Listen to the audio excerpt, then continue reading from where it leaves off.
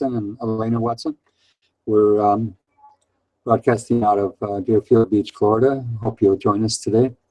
We're going to be talking about the subject that we discussed last week a little more thoroughly, and that's finding health or sickness in a chart. And that's really not an easy subject. It's quite complex, but we're going to attack it a little bit here.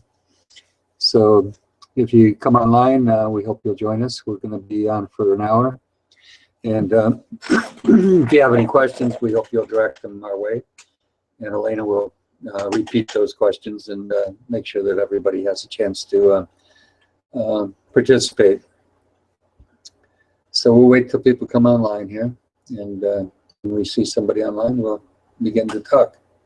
There's also going to be a time not only for questions, but also for discussions. I would like to also request that personal astrological readings not be requested here. That's not something we can do in this short space of an hour, nor can we take one part of a chart and give an interpretation of it just based on one aspect. The entirety of the chart is what's required for us to really get a good sense of the meaning of an aspect, not just the Neptune opposing something or Mars squaring this or that. We need to see the whole chart. So we're going to be continuing here in a minute. We hope we see some of our friends on board here. From Greece and from Italy and from Canada. We hope they'll come on board. We have an hour here, a good long session, and plenty of time for you to get your questions in also. So I also like to, I'd like to share with you a statement, not a statement, but part of the writings of D.H. Lawrence, who wrote something that was, I thought, quite astrological and quite significant. He said, the cosmos is a living body of which we are still part. The sun is a great heart whose tremors run through our smallest veins. The moon is a great nerve center from which we quiver forever. Who knows the power that Saturn has over us, or Venus? But it is a vital power, rippling exquisitely through all the times. D.H. Lawrence, it's from the Apocalypse. And so we're going to be kind of trying to figure out what's rippling through our bodies here and find out what those influences are and understand the cosmic connection that we have with these cosmos here. And for ages, going back to the earliest time in astrology, people recognized that the stars did have an influence in their life. The word influenza came from that, influence of the stars. If you look at our language, it's filled with astrological representations that people don't realize came from astrology. The word disaster came from discord in the stars, asteroid. So what we have here is a language that's permeated with basically very many things that relate to health and sickness in our life. The word Pandora and pandemic and panic, all those words come from the goat god Pan, which is related to Saturn sign. The goat Pan, the goat god. So there's so many words we use that we don't recognize that are astrological, and so many of those words betray, if you would, the original intent of the astrologers in trying to communicate the astrological influences that influence our lives and our health, or lack of it. So if we get some people on board, we'll continue with this. It looks like we got two visitors. We have Karen de Hans. Karen's here, great, from Newfoundland, Canada. Yes. And then in somebody, oh, Aprilius is there and somebody else there, so they're asking if they can ask questions. Aprilius is back, great. From Greece, from Athens, right? No. No, from where? Outside Athens, not far. Not far from Athens. So we're great to have you come back. Thanks for your loyalty and your participation. We're glad to see you back again. And I'm sure Rick's there in Canada as well, and so with Karen. So if you have questions, feel free to ask them, and we're going to be talking about the many influences that come from astrological influences that affect and can determine our health or lack of it, our ill health, if you would. And some of the influences that I've found over the years, one of the, if you get a chance, I really invite you to get a copy of the Cosmic Key to Astrological Influence, the Cosmic Key to Prediction. That deals with the most final of all health issues that we'll ever deal with, and that's death. And I don't, you know, we're afraid of death. We're afraid to look at it. We're afraid to prophesy about it. But what I've done is I've taken many incidences of death to show the accuracy of the predictive technique that I've developed over the years. And it's it's a technique that works, and I can prove it over and over and over again through demonstrating the power of these planets and the astrological influences to bring about the demise of an individual.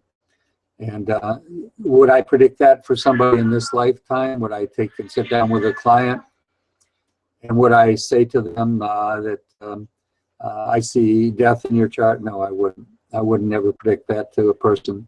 Would I warn them that they've got issues they need to deal with that are health related that might forestall or prevent something such as that happening in their life? Yes, I would. Would I have advised Kennedy not to travel to Dallas the day he was assassinated? Of course I would have. But would have I predicted that he's going to be killed? I might have. I might have said there's a great danger to you, let's put it that way. And you should consider or reconsider whether you want to make this trip or not, or at least make sure you're safe if you do go there. But this is the quandary of all astrologers. How much do we give, and how much do we tell, and how much do we refrain from telling for fear that we're going to implant that seed of belief in their minds so much so that it comes to pass. There's something called psychosomatic illnesses. And that is if you tell somebody that they're going to have a particular event in their life or even a disease, they very easily might end up having that if you implant that seed deep enough in their mind. So we're dealing with a very complex and a very, I think, profound science, and something that we need to be respectful of, and also respect the people we're working with so that we don't damage them psychologically. But at the same time, hindsight is the best sight sometimes. And by that I mean we can look at a person's death, and we can look at the planetary alignments and see if they trigger that. We got a cat that's a little noisy in the background. I apologize for that. But the main thing we need to do is look at the chart in terms of what can we prevent and what can we prophesy, and how can we protect the client that we're working with. And that's part of the responsibility of an astrologer, I believe. So, so last week we touched on this subject a bit. I ended up trying to deal with particular questions about aspects in a chart. And I was given these aspects by Aprilius and others that wanted to know what, for example, Neptune opposing this meant or that. And I sidestepped those questions because I really can't read a chart unless I see its entirety. I can't take one aspect from a chart and give a reading on it. I just don't do that. I don't believe in that. There might be mitigation and factors in a chart that will counter indicate something that you have as an aspect in a chart. You may have heavy affliction to a planet such as Neptune or otherwise.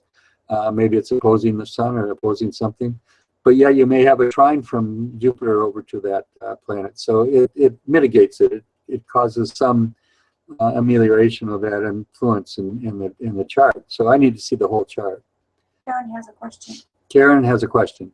In our charts, can we see good and bad health issues? Subsequently, can we alter our health? I think you all heard that. Can we see health issues in a chart, and can we alter the direction of that client's life if they have some indication of ill health? I believe we can. I can use my own life as an example. I have a Mars square my sun, and the sun rules your heart. It's an absolute square, almost exact degree, which has a propensity for heart problems. In 2008, I had a heart attack, and I could have taken my wife's advice over the years and maybe watched my diet more properly, watched my weight. We've done a lot of different things that might have forestalled or prevented such an event in my life. But thanks to the modern intervention of modern scientific medical miracles, I'm still here 8 years later. And so they intervened, and of course they saved my life. But back sometime back, that wouldn't have been the case. I wouldn't be here, quite frankly. They didn't have such things as stents or whatever they can do to prevent heart attack or from stopping it from occurring. That's one example. I can use myself again as an example. I have a grand cross in my chart with the moon and Venus. Moon, Venus, Neptune, and Jupiter, all in a grand cross. Venus rules sweets.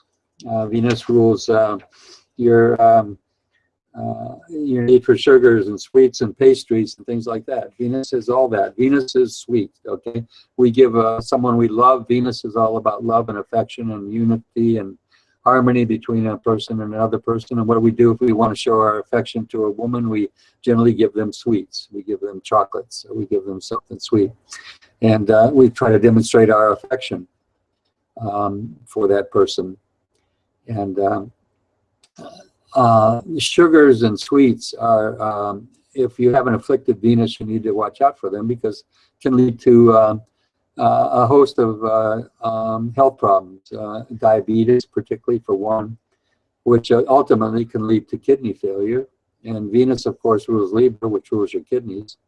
So here we can see an absolute relationship between a planetary influence. And now the moon opposing my Venus adds to the kind of insatiable, compulsive need for sweets and sugars and pastries and cookies, all those things that I always have loved.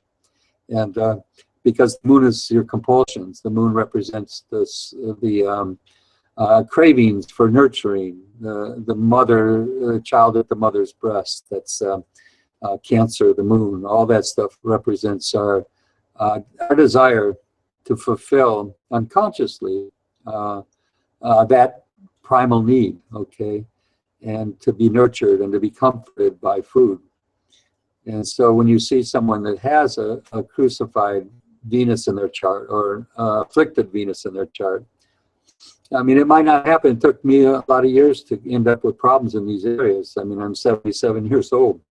My God, it took me this many years to get to this point in my life where these aspects begin to indicate problems. To give you one more example of myself, I've got I've got Mars in Pisces, squaring my sun in Mercury. Mars rules injuries and cuts and wounds, and Pisces rules your feet. Well, when I was a young man in my high school days, I was a track runner. I was very fast. I was a very good runner. I was also a good swimmer. But what happened was, as I got older, I ended up injuring my foot by trying to lift something that was way over my weight limit. I should have never picked up.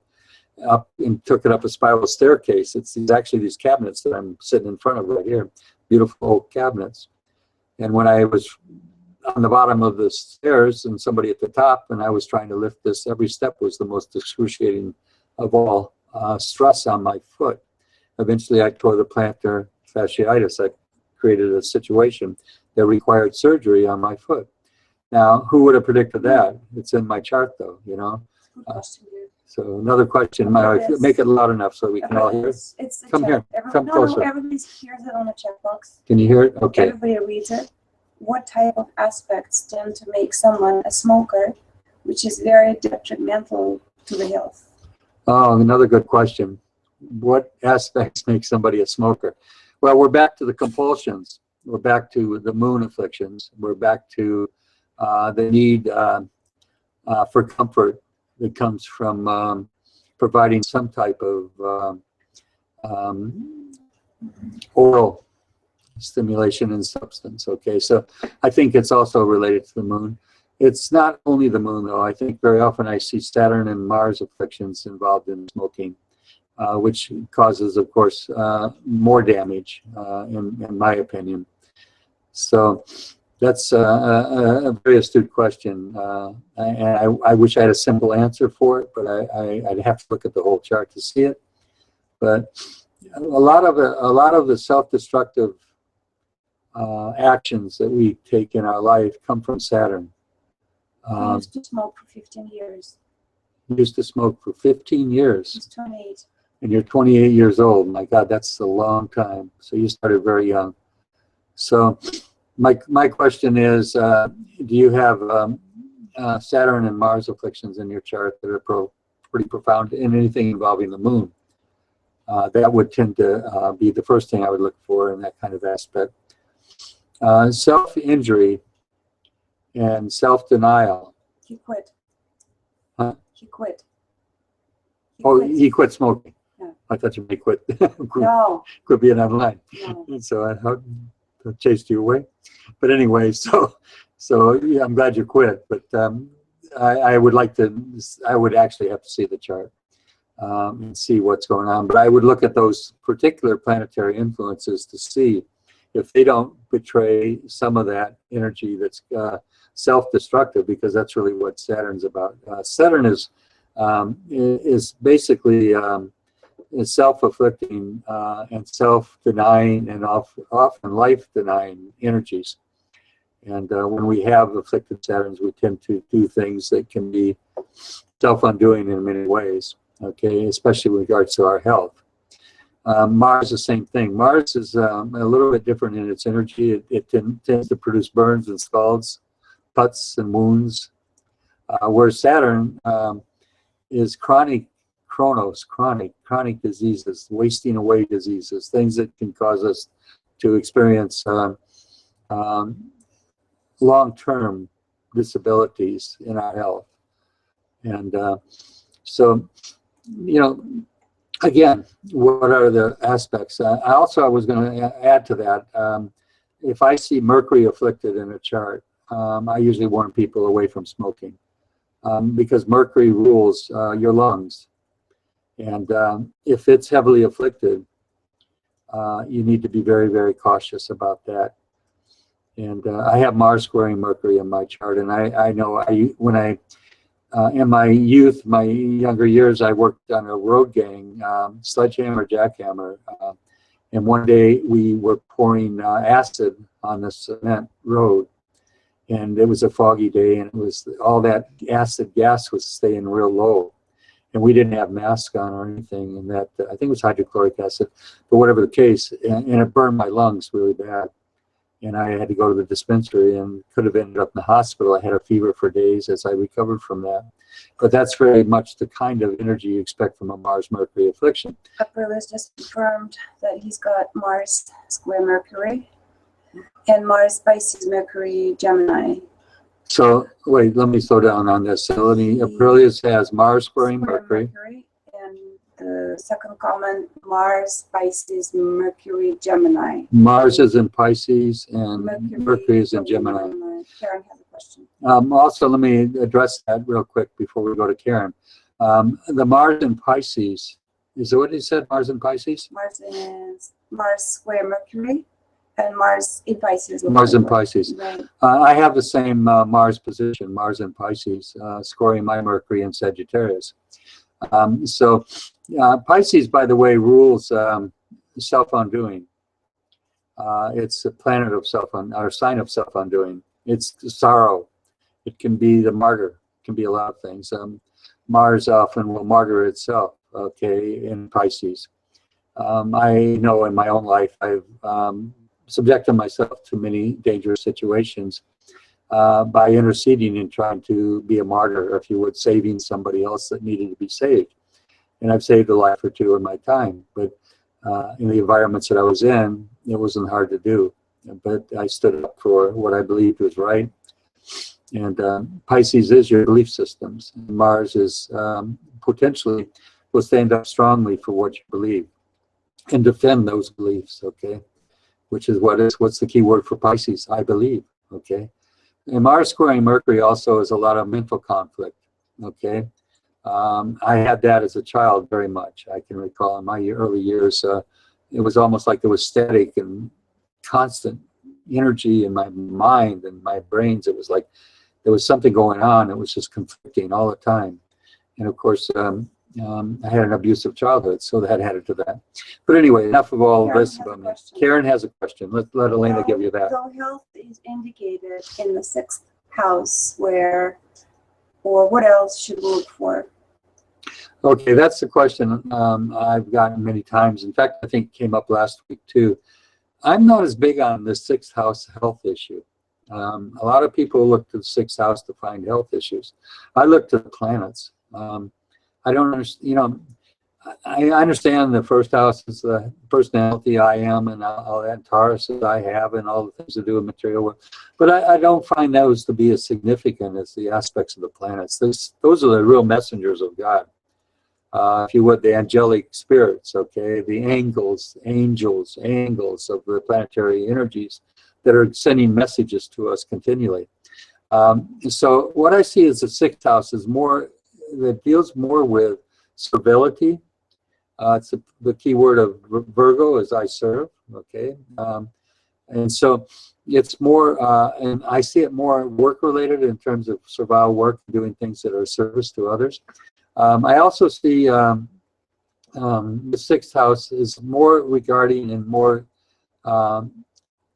involving things that do with purity. Virgo, the Virgin, the purity, the purification, sense of what's good for our bodies and what's not, things like that. Much more nutrition oriented, much more concerned with issues of health that revolve around diet. And that type of association, more than sickness. I know that's contrary to what everybody is, but I have 50 years of doing this. I've seen a lot. I've experienced a lot, and I've researched a lot. And there's certain things that stand out as important in a chart to me, and certain things that I tend not to put as much emphasis on. And not that I won't teach it, and you shouldn't learn it. I absolutely should. But I'm not sure that answered the question absolutely, but that's how I view it. Okay. I don't have any other questions. Okay, no more questions online. So let me discuss a few other things about health, please. Saturn represents skeletal and teeth and bones and things like that, the skeletal frame of the body. The hardening of all things. Saturn represents, for example, also the calcification, the hardening of things. For example, I see very often things like cancer, prolonged growths in our body as being related very often to Saturn. It rules your teeth and your bones. If you have a lot of afflictions to Saturn, you'll tend to have problems in your teeth and your skeletal frame, arthritic problems, things that revolve around those issues. Okay. As I said earlier, Mars is more things that have to do with cutting, wounds, scalds, burns, things of that nature. But and there's two other aspects to this. It's the consciousness that brings about the problems. Mars is anger. For example, I can use myself. I could use Aprileus, I guess, as an example too. We both have Mars square Mercury, which generally gives a quick temper. And in my case, it's the sun. It squares my sun too, and it might do that in Aprileus' chart because Mercury doesn't ever leave the sun very far. It's only very less than 40 degrees will it ever leave from the side of the sun. So his sun may be afflicted too, but generally it gives a quick temper. It gives a short temper. Usually it doesn't last. It's not like Saturn that hangs on to things and lives in the past continually, but it's like you get over it quicker. Mars afflicting Mercury can be speech problems. I stuttered till I was about 12 years old because of a lot of abuse as a child. It took me many years to overcome stuttering. And that's a speech defect that came from my mind working so rapidly and so fast. I remember my father, who wasn't my biological father. I didn't know that till I was 13, but he used to stop me when I was talking and stuttering. He would say, "Stop, think what you're going to say and then repeat it." And he would have me slow down and slow down and think what I was going to say, and it helped me that way and helped me overcome. Then I took speech classes in high school to help overcome this speech defect. So very often we have Mars things. It injures, it causes problems.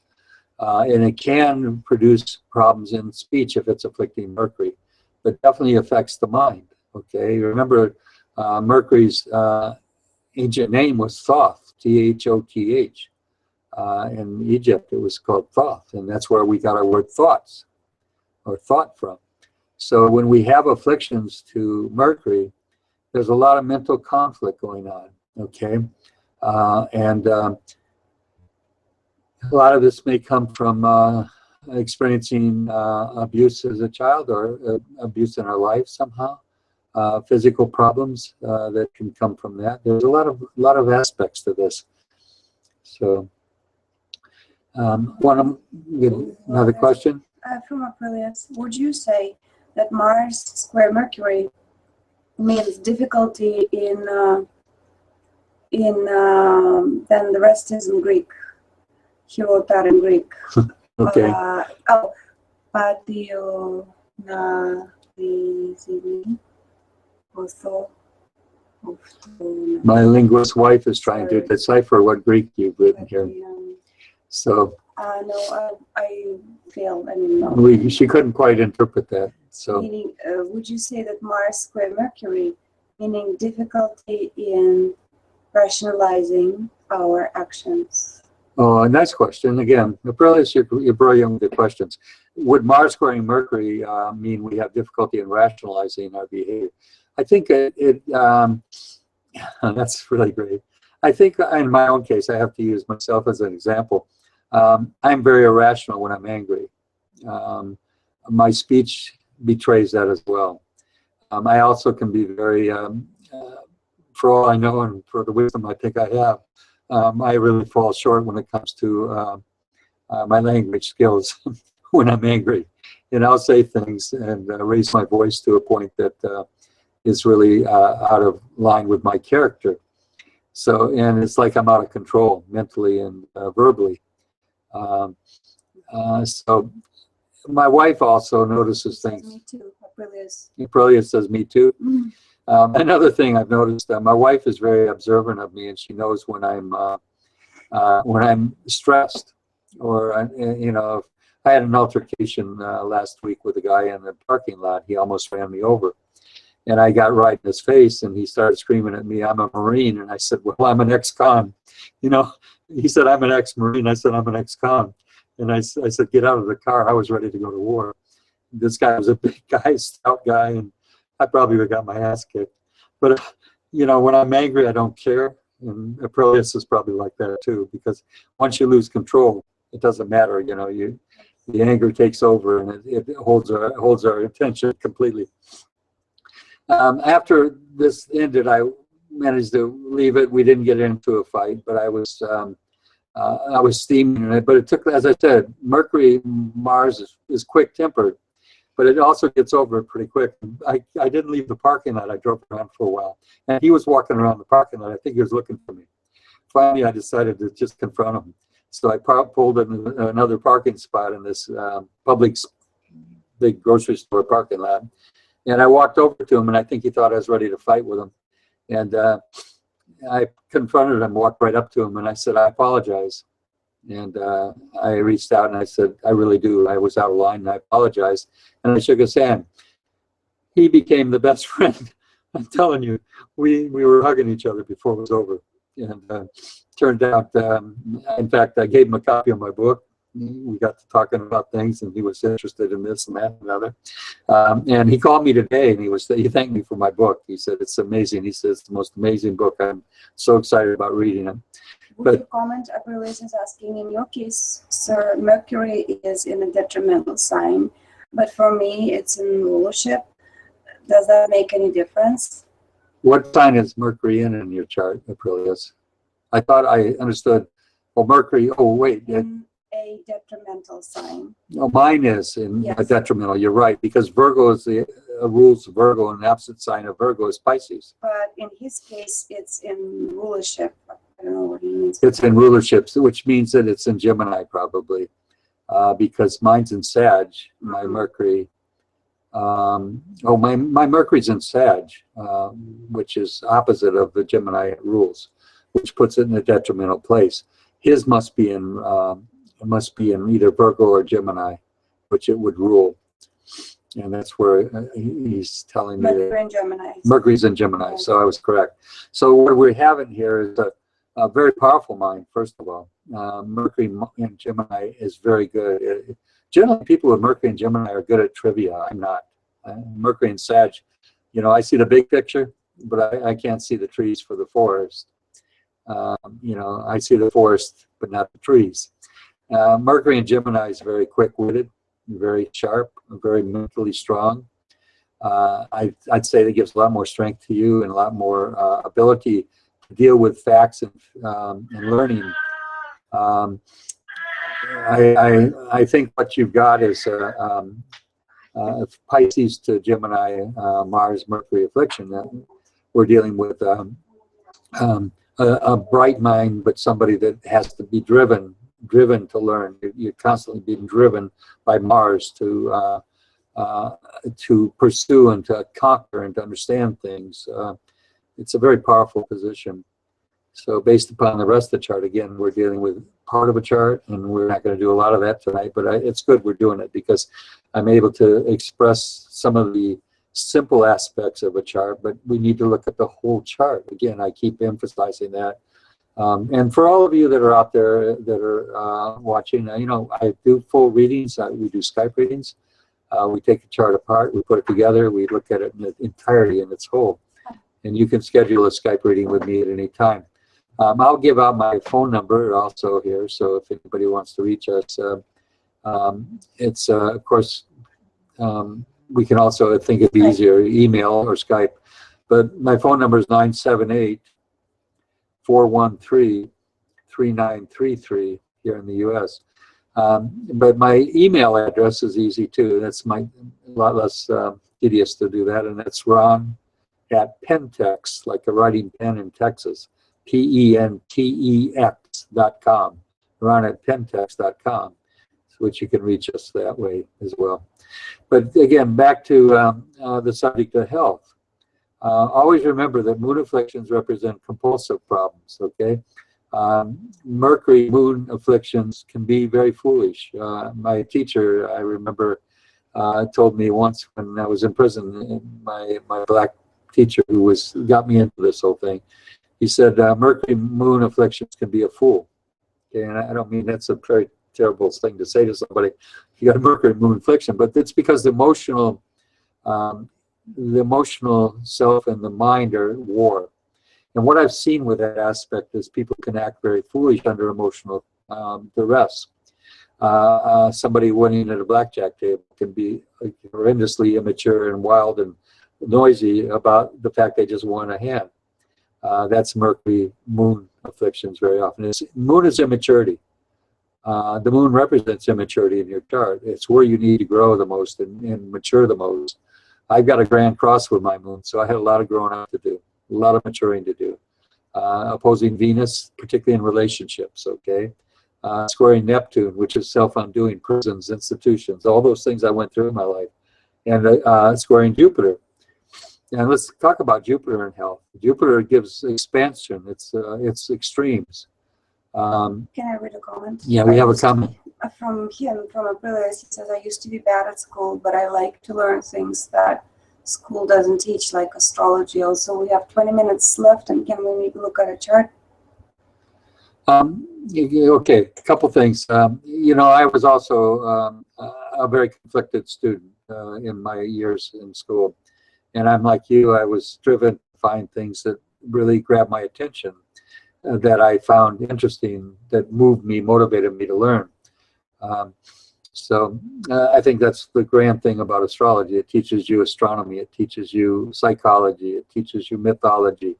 It teaches so many other areas. Mathematics, doing charts is a very mathematical thing. I had to learn, back in the days I started doing astrology, I had to learn about logarithms, how to calculate local mean time, Greenwich mean times, how to calculate all of these different things to come up with a chart, table of houses, how to figure out house positions. Today you don't do that, you do it all on the computer. But those things motivated me, and it was easy for me to learn because I was excited about these things. So we have a lot in common in that respect, Aprilius. I'm like you in that respect, exactly. The other thing is, my wife said to me, can we focus on a chart? Well, you know, I was thinking about doing this earlier, and I have a keynote presentation that I have done that I use in my book, The Cosmic Key to Prediction.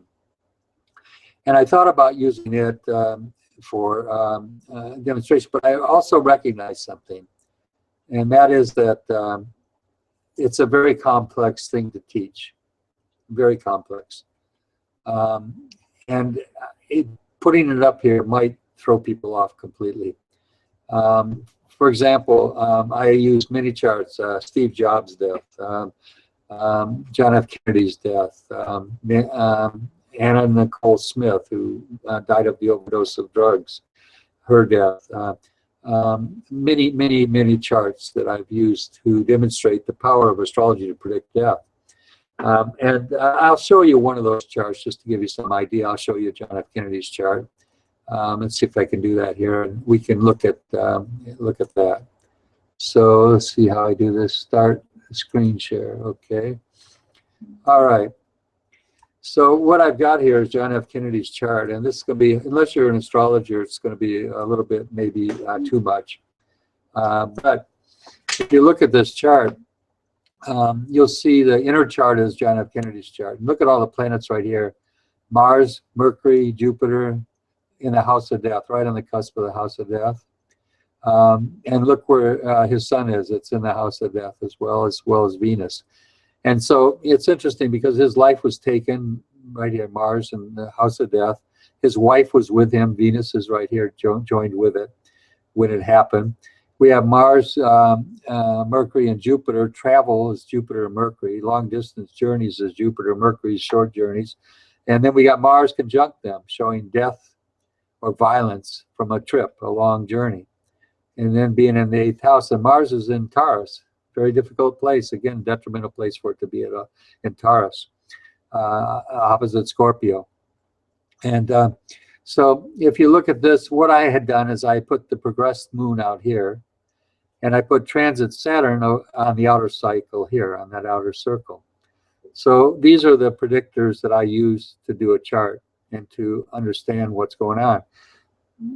I use 3 things to predict events. I use the transit Saturn, which you see down here. That's where Saturn is right now in the heavens today, and in his case, the day of his death. And I look at the progressed moon, it's right here in the house of death. And I look at his new moon. The new moon is in Scorpio. It was the new moon preceding the event is what I use also to predict. And these are at 23 Scorpio. And they're exactly, if you look at this, opposing these planets over here, Jupiter, Mercury, and Mars in total opposition. That new moon is sitting in total opposition to that. And squaring his Uranus over here is Uranus at 23 Aquarius. So he's got a T-cross formed, a perfect T-cross formed with that new moon. And his transit Saturn is sitting over here on top of Uranus, squaring off these planets, setting off the same T-cross, but from this angle. Okay, so then his progressed moon is sitting up here in the house of death as well, right on top of his sun. Okay, and that all is a predictor. And these are all afflictions. So these three conspired and brought about the event of the assassination. It was very predictable if anybody had used the tools that I teach. I've spent years developing this technique. No one knows it. No one's really been able to put this together before. And I used to do radio astrology for years. I would do charts very quickly on a computer, and I would give readings on the air. And I had to very quickly access the information regarding the chart, and I would look forward and look back very quickly with these kind of indicators, and make predictions that blew people away, quite frankly. From telling one guy, I said, "You're blind and you were in an auto accident in whatever it was, 1978, and you were injured and you're physically blind." How did I see all that? I saw it by looking at these indicators and timing of these charts and knowing what's happening. Your progressed moon right here in this chart, the progressed moon takes 28 years to go through this chart. 28 years. Transit Saturn over here takes 28 years to go through this chart. Amazing, isn't it? Your new moons take 28 days to go through the chart. Every 28 days, roughly 28, 29, there's a new moon. These cycles are what are forecasting and predictive. And if you know how to use them and work with them, you'll become very accurate as an astrologer. And I use my belief is that, the first rule is find the new moon before the event and look at the new moons each month, and you can see what's going on in your own chart. Find the progressed moon, okay, and see what's going on with it. And then find the transit Saturn. It's the third rule. So I can't teach that on this short few minutes we have, but if you're interested in it, go to Kindle on Amazon, and you can get the training journal on how to do this, the Cosmic Key to Astrological Prediction. It's something that my wife and my friends and my students have encouraged me for years to publish, and I finally have released it. I've only taught it to a few people and to a couple classes over these years. Can you show it again? I realized that it's very small, and can you zoom in a little and show those aspects? I wonder how I can do that. Let's see. I think there's a way. No, that doesn't work. I thought I could. No, I can't zoom anymore. You can do it on the screen like I can. If that's a Mac, you can just use your fingers, but it's still, you can't see it. You can hardly see it. Okay. It's very small. Yeah. Well, this is the inner chart is his birth chart, and he's got a grand cross with the moon opposing Uranus, squaring off to all these planets in his house of death. This is just one example. I could pick up many charts to show this to you. So I really recommend you get the Cosmic Key. This is all in the Cosmic Key to Prediction. The entire there's many charts in there. Steve Jobs' death is in there. This one here is that's a student of mine. Her uncle who died in a plane crash in the war. This is Anna Nicole Smith, who died of a drug overdose, and you can really see it in this chart. The predictors are all here for this death. So, there are many charts in here. You can see his example. There's my heart attack in December of 2008. But the book has many more. It's got one after another. You can just constantly search through them and see how this technique works and how accurate it is. So I think We have 10 minutes left. okay, let me try to get back to here. Let's see, how do I do this? Okay, how do I get back out of here? No, it's on the left. I think it's the left. You go. Okay, over here. No, the blue sign there on the top. Oh. On the bottom. How do I get out of here? So we've got this up here and I can't get it back out. Let's Well, see. it says in red something. Doesn't it say in red something? But I'll stop broadcasting. No, I don't want to stop broadcasting. No. So, okay. Anyway, you may not get me back here, but I was hoping I could get back to the. What is on the top there? Top. No, that didn't do it. Close. What's on the very top on the green ribbon? Present to everyone. That didn't do it. Okay, I got myself locked in. I can't get out. So let's see if I can figure this. There I am. I got back out. Okay, great. All right. So we've covered a lot of territory, but I'd like to emphasize if you really want to learn a technique of predicting events in your life and others, and I don't recommend you go out there and start predicting people's death. That's not something I would do. After the fact's okay. You can look at a chart and see what's happened in their chart. But more importantly, it's about protecting yourself, looking at your chart, seeing what events are occurring in the chart and what's coming up. And by doing the new moons that Scripture says, let no man judge in neither meat nor drink, or the Sabbaths or the new moons, which are a shadow of things to come. I use another rule that's scriptural. It says, except there be 2 or 3 witnesses to establish something in law, it can't be established. In other words, 2 or 3 witnesses. And I use 3 witnesses. I use the new moons, the transit Saturn, and I use the progress moon. If they're all 3 lining up, which they are in all these charts of these death charts, then I know something is seriously going to happen, and I can predict it. If there's 2 of them, it's the likelihood it's going to occur, but I'm not exactly 100%. If there's 1, I don't predict it, okay? So except there be 2 or 3. If there's 2 or 3, then I'm going to make a prediction. The other thing is when we're doing charts, you know, this is such a vast subject to get into, but you know, you don't go around starting predicting people's death. That's the last thing I want you to do. That's scary. Nobody wants to know that. They may even tell you they do, but don't ever do it. So I think it's possible, and it's surely in my heart attack. There was plenty of indicators I was going to have a heart attack, but I'm like the shoemaker without shoes. I don't tend to look at my own chart, which we need to do once in a while, look at our own chart, and spend a little bit of time looking at ourselves. Know thyself, and it must follow the night the day. Thou canst then be false to any man. That's Shakespeare. So, you know, people say, oh, you spend so much time looking at your own chart, you're so self-preoccupied. I say, good. That's how I'll learn about others, because the more I know myself and know what's going on in my own chart, the more predictive I can be in terms of doing other people's charts. So don't worry about that. You stay focused on learning everything you can about yourself, and then you'll learn about others as well, and you'll know others very well. So I always had a question. I'm trying to make sense okay. of what he wrote. It's a little louder, a little louder. Uranus would be described as the innovation vibration, besides being limitation. He read an article that besides limitation, it would also correlate to the vibration to conform. And Uranus would be described as the innovation vibration. I don't see Uranus as a conforming planet. I see it as a rebellious planet.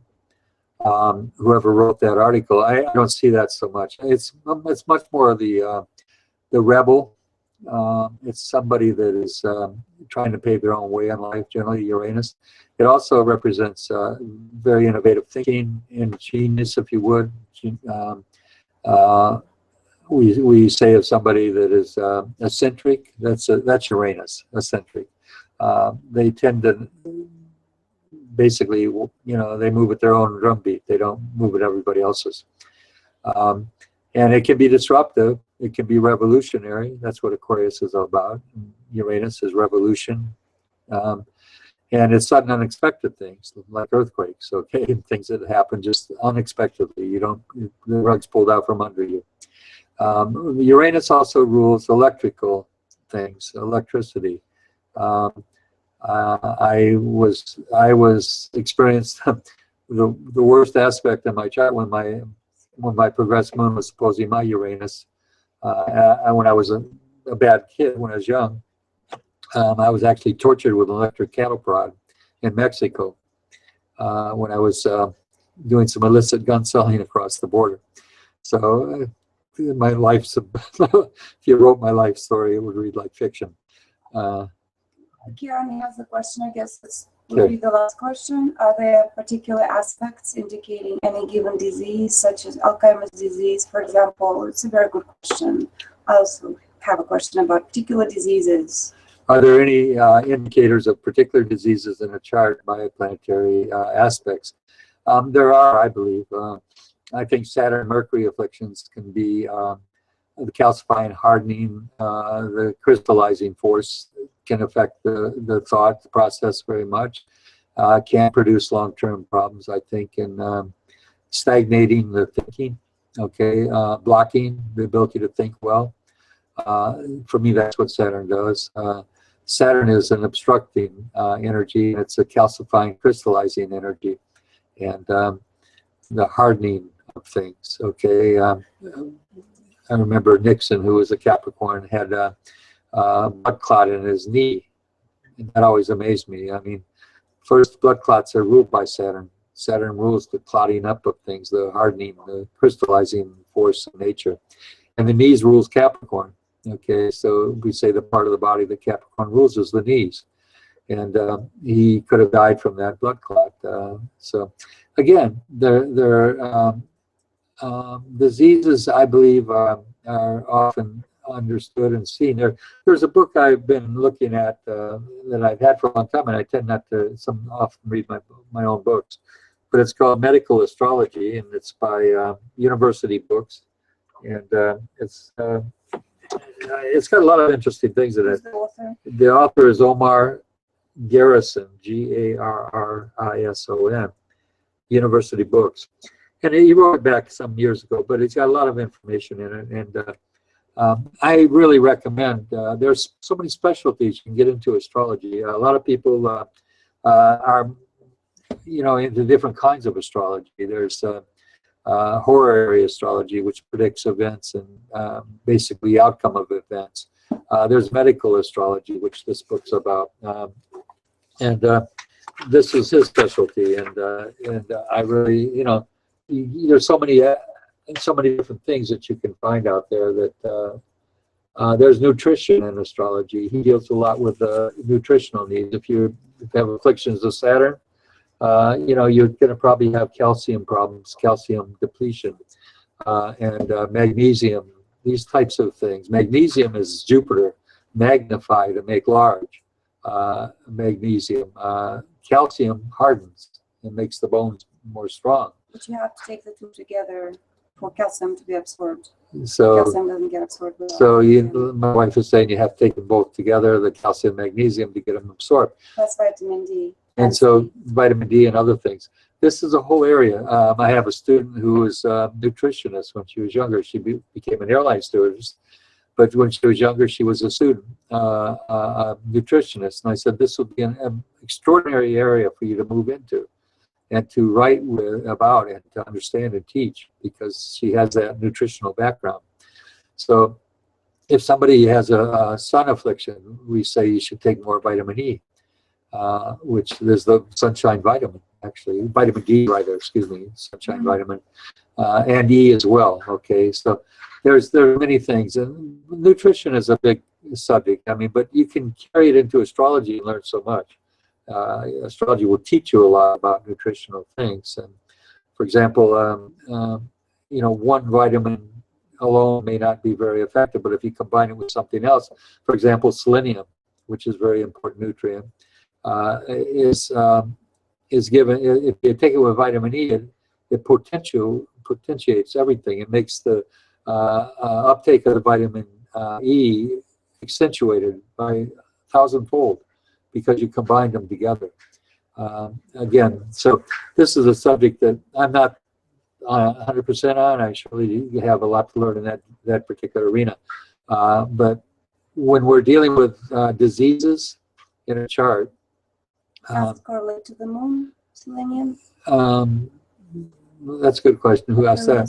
Probably It's the moon and selenium. That's a good question. Where does the word selene come from? Huh? Selenium, selene. But they're spelled different. My wife says. There's just such a large topic here that we could go into. I look to when I see people with. Selene means moon in Greek. Selenium means moon in Greek. Selene. Selene. Selene. Selene means moon in Greek. That's interesting. So maybe they're very, very closely related in there. I know that selenium has a very anti-cancer, has very strong anti-cancer properties. And a lot of people lack it. They don't have enough of it because of the farming that we've done today. We've basically taken it out of our soil with this type of farming we do. So, I was working with Karen, one of my students in Newfoundland, that's on board with us here the other day. And we were looking at a chart of somebody that had bowel cancer. We were trying to find the specific reason for the bowel cancer and the removal of that, and she was healed of it. She was okay. But one of the things I noticed in the chart, and I find often in cases of people with hypochondria, and I discussed this with Karen and her husband at the time, Rick, that I often see people with Saturn-Neptune afflictions, particularly a Saturn-Neptune conjunction, who have hypochondria. And why is that? Because Neptune rules illusions, dreams, visions, but it also rules deception, things that are hidden from us, if you would. And Saturn rules fear.